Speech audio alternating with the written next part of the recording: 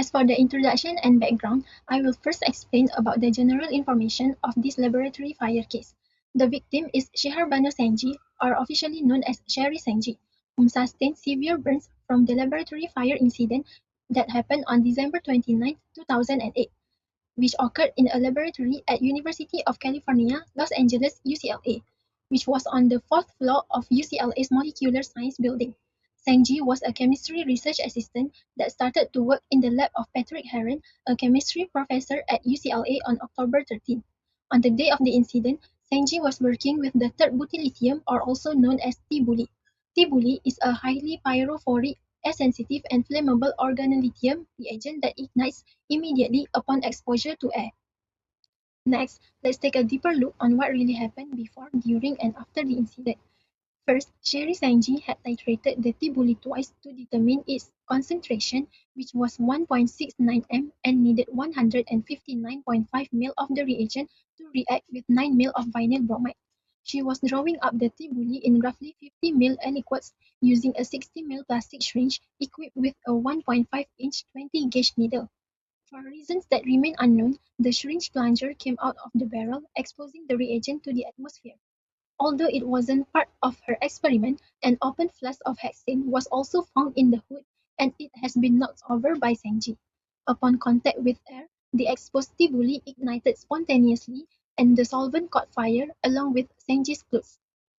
It was reported that during the incident, she was only wearing nitrile gloves without lab coat and also possibly no goggles for eye protection.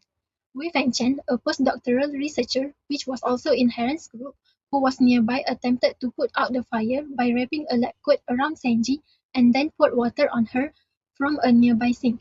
Sangji suffered severe burns over approximately 43% of her body, with extensive burns and blisters on her upper body and hands, where the skin is said to be separated from her hands by the in-charge lab supervisor, Professor Patrick Heron.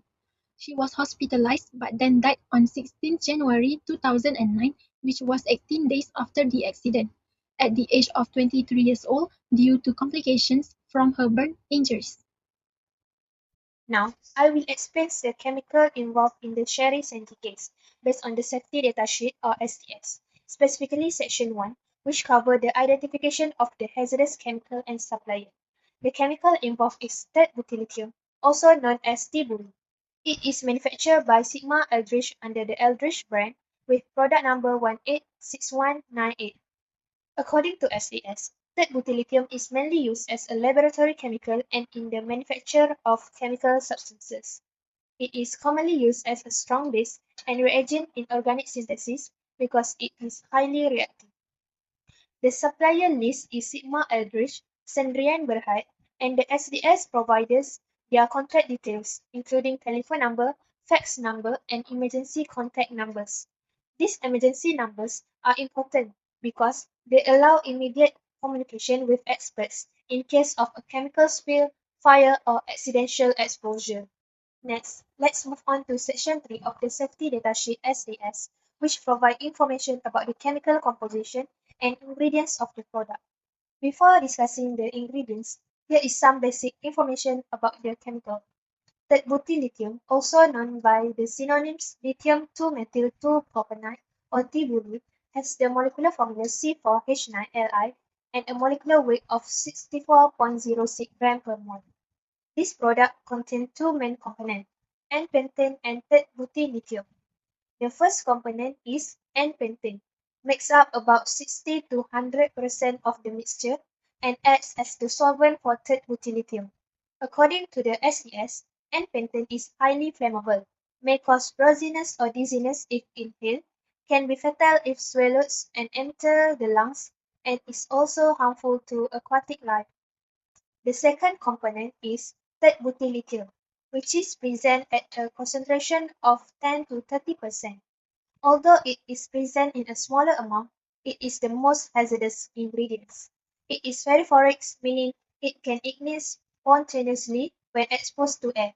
It also reacts violently with water, releasing heat and flammable gases, and can cause several skin burns and serious eye damage. On to possible reaction in this case. The first possible reaction shown is the halogen-lithium exchange reaction. This was the intended reaction in the experiment. Under normal laboratory conditions, that butyllithium replaces the bromine atom in vinyl bromide with lithium to produce vinyl lithium. This reaction must be performed at a low temperature and under in an atmosphere to prevent that butyllithium from reacting with air or moisture. Unfortunately, during the transfer of approximately 159.5 milliliters of that butyllithium, the shrink malfunctioned and the reagent spilled before the reaction could be complete. The second reaction is the reaction with oxygen in the air. When the spilled third butyllithium came into contact with oxygen, it reacted immediately. This oxidation reagent releases a large amount of heat, causing the chemical to ignite spontaneously. Because that butyllithium is ferriphoric, it does not require an external ignition source such as a flame or spark.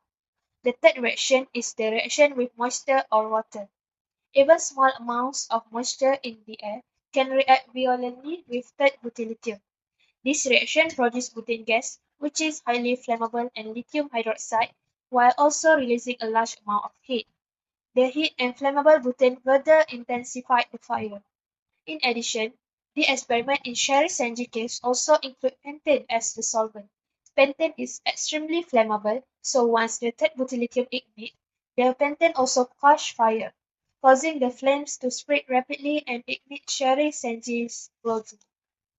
I will continue to present about the safety data sheet, or we call it SDS, of the third butyllithium, the chemical involved in this case, focusing on how the information in the SDS can relate to the accident that happened in the lab. So, first of all, according to the section 2 of the SDS, which is chemical identification, it is stated that the third butyllithium is classified as a very hazardous chemical. The most important classification is that this chemical is pyrophoric liquid in category 1, meaning it can ignite spontaneously upon contact with air. This hazard directly explains why the chemical caught fire immediately after it spilled during the transfer process by the victim. The SDS also classifies it as a flammable liquid in category 2, indicating that once ignition occurs, the chemical burns rapidly and intensely. This contributed to the severe fire that engulfed Sheri Sangji. Another important hazard classification is skin corrosion in subcategory 1B, which means the chemical can cause severe skin burns and tissue damage. During the accident, the burning chemical came into contact with her clothing, the victim's clothing, and skin, resulting in extensive burns over a large portion of her body. The SDS further identifies serious eye damage in category 1, indicating the potential damage for the eye, like permanent injury if exposure occurs, or can even lead to blindness. Lastly, third butyllithium is classified as a water-reactive substance in category 1.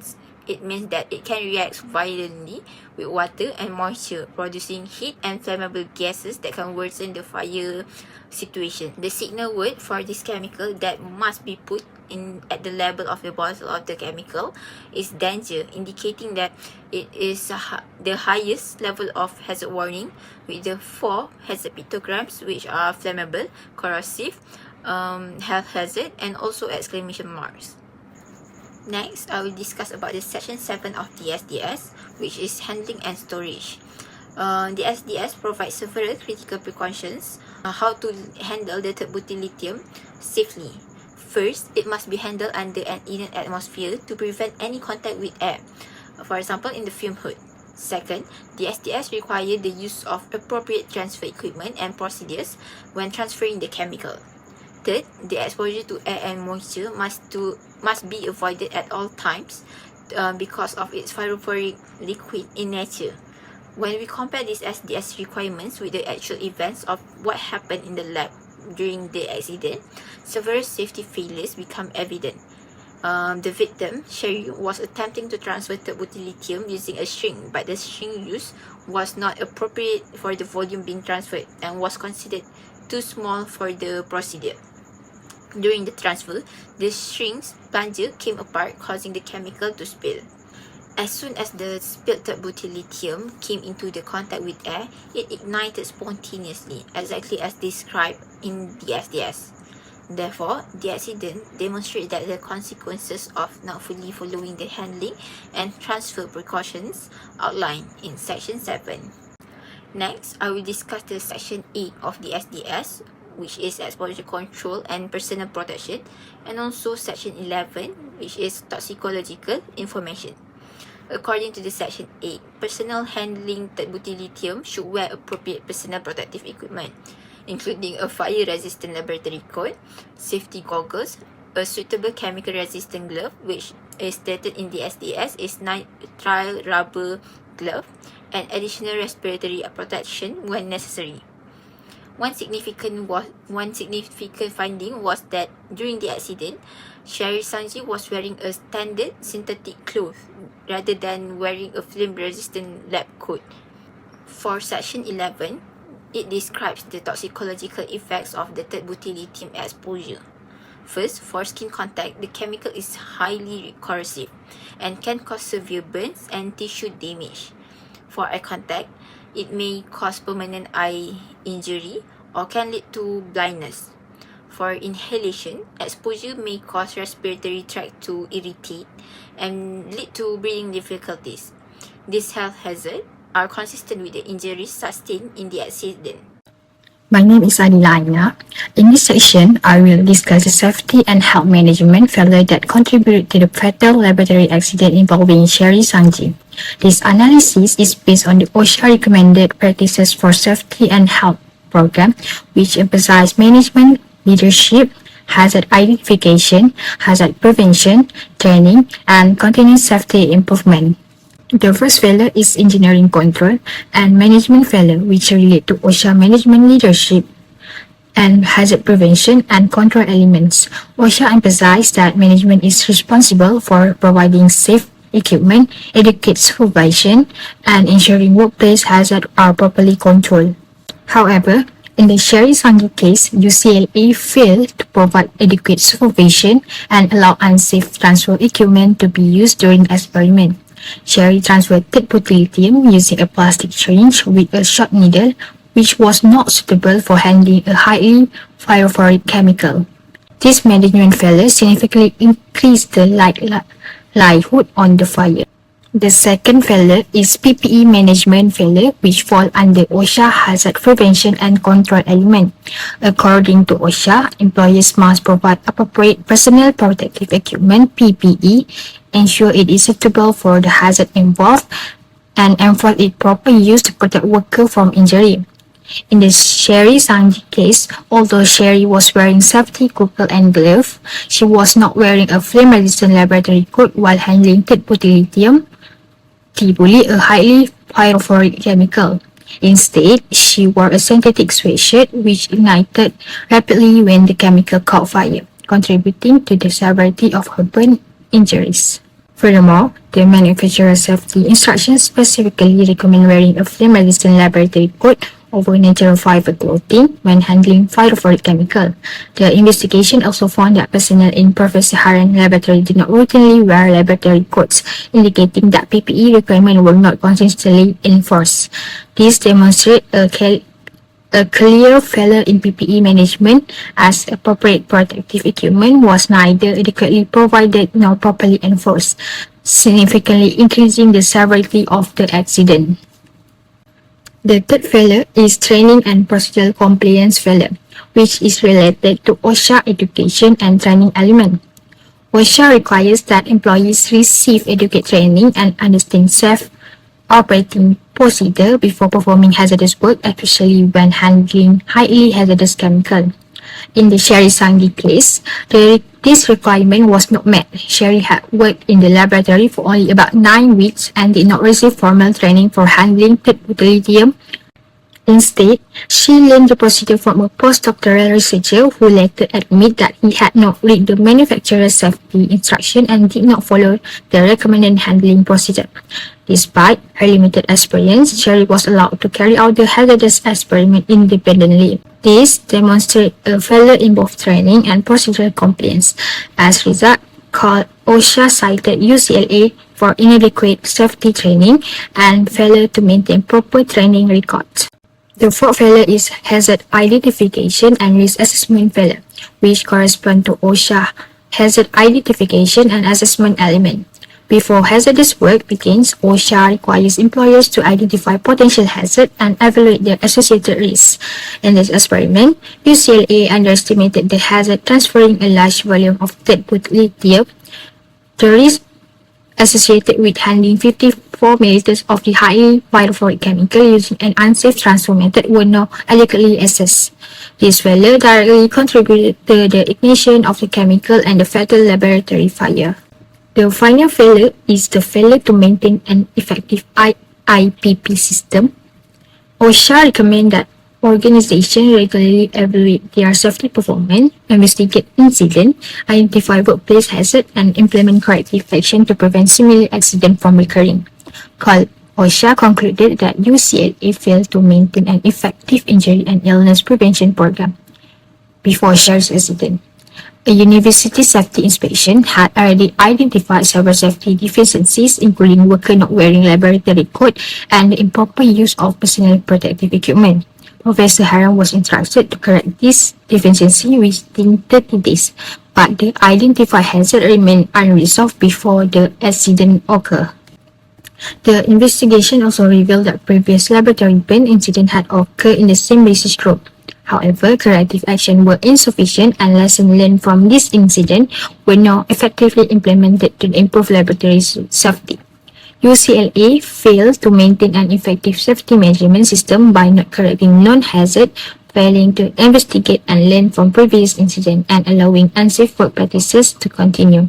As a result, OSHA cited UCLA for failing to maintain an effective injury and illness prevention program IIPP.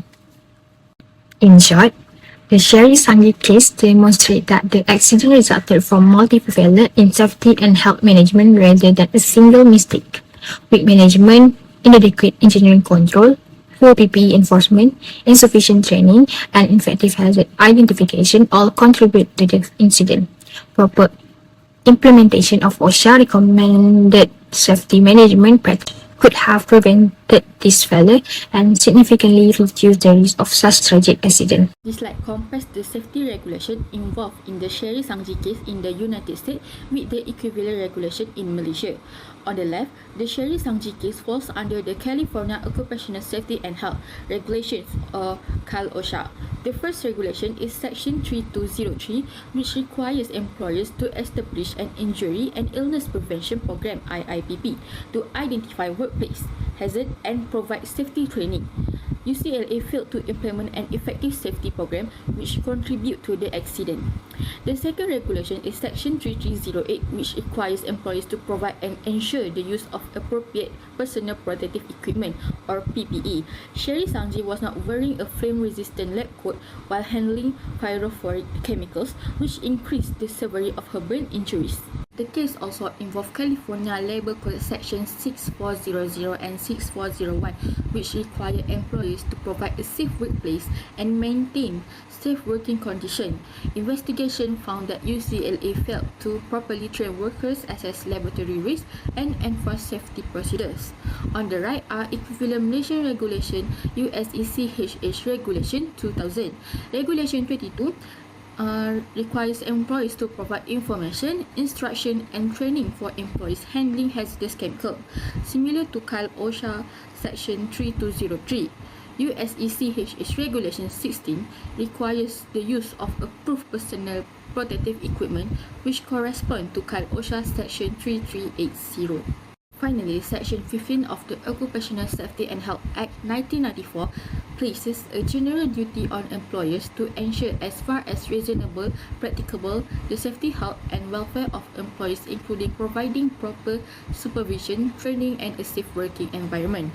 Overall, although the regulations in the United States and Malaysia are different, both legal systems require employees to provide proper training, enforce the use of PPE, and maintain a safe workplace to prevent laboratory accidents. Next, I will explain legal consequences in the Sheri-Sangji case and compare them with Malaysian occupational safety law. Starting with the United States, the case was investigated under CalOSHA, the California Occupational Safety and Health Administration.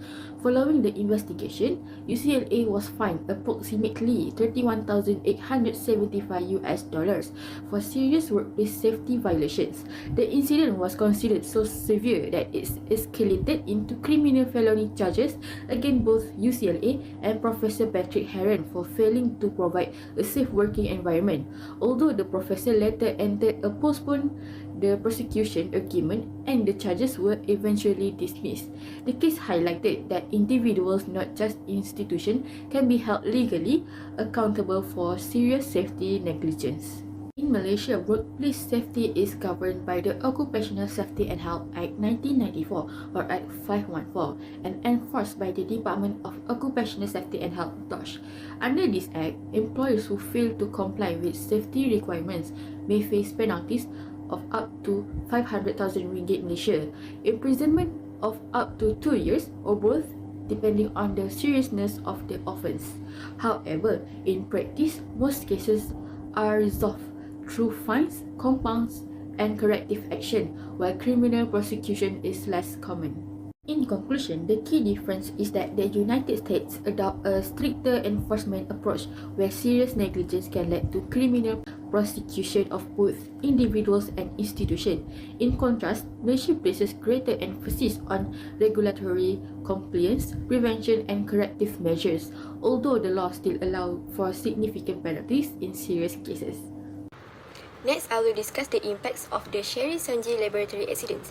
The accident had serious effects on people, property, and the laboratory environment. In terms of human impact, Sheri Sangji suffered severe burns, injuries after being exposed to a rapidly spreading fire involving third-butyl lithium and pentane, which are highly reactive and flammable substances. She passed away 18 days later, and her death caused deep emotional distress to her family, friends, and colleagues, while also raising serious concerns about laboratory safety in research environments. In addition, Professor Patrick Heron later faces felony laboratory safety charges, highlighting the legal consequences of insufficient training and supervision in high-risk laboratory work. In terms of property, the fire damaged laboratory equipment, destroyed experimental materials, and disrupted ongoing research activities, leading to delays and financial losses. Valuable chemical uses in the experiment were also lost, further increasing the overall impact on the laboratory works. Although the accident was contained within the laboratory, the rapid ignition and spread of the fire creates a highly dangerous environment, emphasizing the risk associated with handling highly reactive and flammable chemicals without proper safety controls and procedures. From these accidents, several important lessons can be learned. First, laboratory safety should always be prioritized in all research activities. Researchers must receive proper safety training before handling hazardous chemicals and consistently use appropriate personal protective equipment (PPE) at all times. Risk assessment should also be carried out before conducting high-risk experiments to identify and reduce potential hazards. For future recommendations, research institutions should strengthen their safety management systems by strictly enforcing standard operating procedures, conducting regular safety inspections, and implementing corrective actions to prevent similar accidents in the future. In conclusion, the Sheri Sangji accidents highlights the importance of effective laboratory safety management. It demonstrates that insufficient training, poor supervision, lack of proper personal protective equipment, and weak safety practice can lead to fatal consequences.